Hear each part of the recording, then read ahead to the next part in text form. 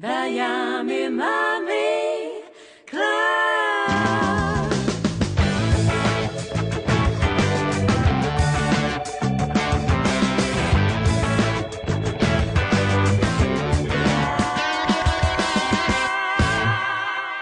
Why is it that you can't talk about money and love in the same breath? Why is it shocking when I say, my husband and I have separate bank accounts? I heard you gasp.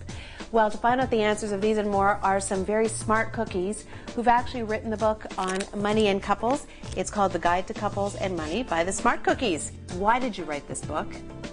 This is the guidebook that we wish we had a few years ago when we started out our money group. A couple of us were exiting relationships and exiting a marriage. Somebody was coming into marriage.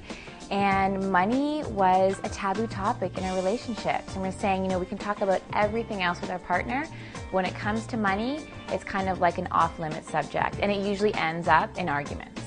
Why? I think we all come to the table with different experiences in childhood and different ideas about money. And we all think our idea is right.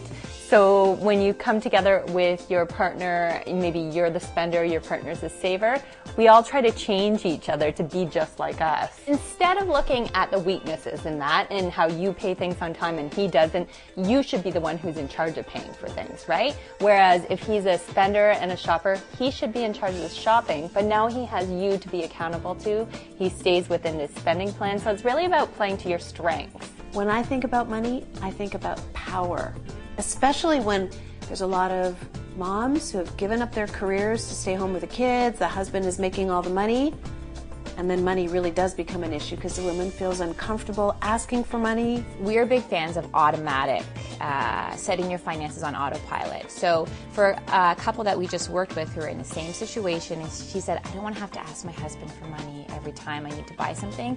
So now money is kind of funneled into her account automatically, so she knows there's a set amount there every month, so she doesn't have to keep coming back. And I do think there's something to be said for if your husband is out working in the workforce and you're staying at home for a period of time, you're the one managing the finances, then there's a little more control. So you gain back a little bit of control even though it's him bringing the money into the relationship. What did you find in doing your research was the most surprising thing to you that people didn't know about money? I think how much people spend on miscellaneous spending. When we first started out as a money group, one of the girls realized she was spending over $1,200 a year on coffees.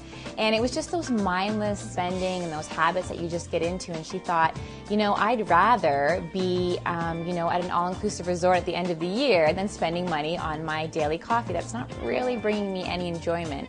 And, you don't have to necessarily cut those things out you enjoy, but being more conscious of them, because I think, and in the end, that's what it's about, being mindful of your purchases. So what do you think the most important conversation couples need to have about money? Sitting down and saying, what do we want our life to look like? What are our mutual goals and what are our individual goals? Because you don't want to lose sight of those things. At the end of the day, you're in it together.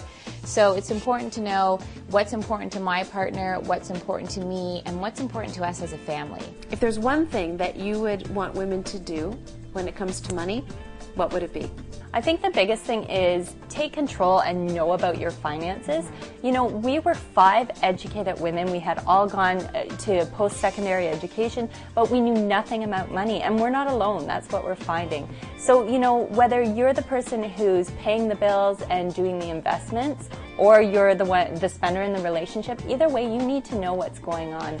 And I think, too, you need to be prepared, because whether you've been through a divorce or you've seen it happen to your friends, it can happen, and you have to think about your life, as a single person or as a single mom. And, it might not be something that you want to think about, but you have to prepare yourself now for any situation that might come up in the future. So what are the specifics then when you say prepare yourself? What should a woman be doing? I think it's looking at your finances and saying, I know what my numbers are. I know what's coming in and I know what's going out. I'm building credit in my own name. I'm, protecting my family with a will so that if anything were to happen, I know my children would be taken care of, or I know my partner would be taken care of, or if anything were to happen to my husband, for example, I know that we'd be okay. Most importantly, that you're in the know and you feel confident and comfortable, about the decisions you're making today and in the future.